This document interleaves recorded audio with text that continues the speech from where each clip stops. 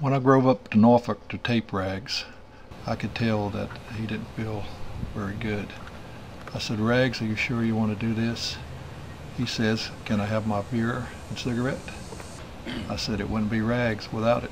Hello, I'm Franklin D. Rags Ragland, USS Newport News, 1952 to 1958. I was a skivvy waver on board. Joined the Navy in July of '52 from the farm up in Buckingham, Virginia.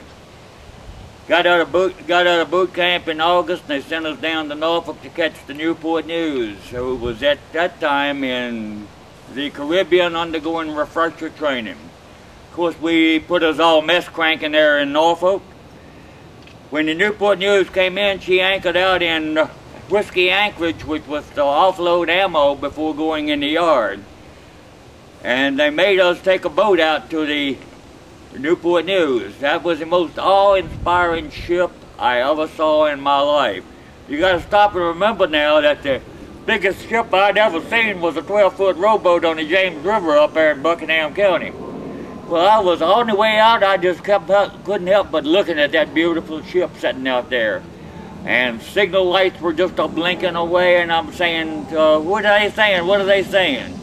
And we get aboard ship, and I was really gung-ho at the time. I walked aboard, come up that big long gangway, set my sea bag down, saluted the OD like I was supposed to do, and I hear, "Hey, you skinhead, get that sea bag out of my waterway."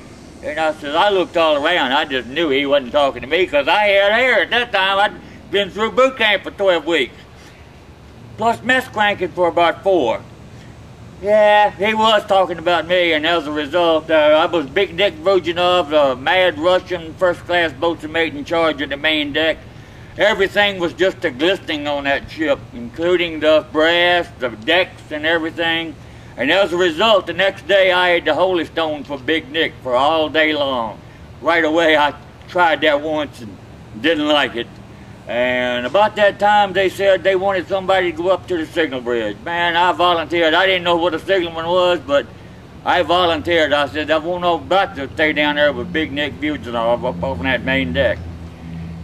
I got up there and done right well on the Newport News. I spent 6 years on there, made first class, and during our tour of duty on board, visual communications was the thing back in them days. We didn't have all these electronic gadgets like we got now, and visual communications was the way to go. And we had a signal gang that was better than anyone in the fleet, and we set the record for the Atlantic Fleet down in Gitmo in 1957 for the most communications visual messages sent and received by any unit.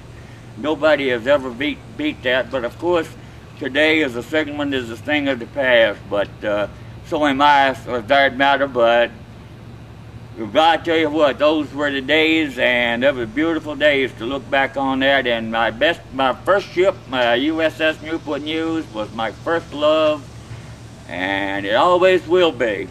Even though I did 32 years in the Navy, and seen a lot of ships after that, the Newport News is #1 in my book and holds a place in my heart now and forever.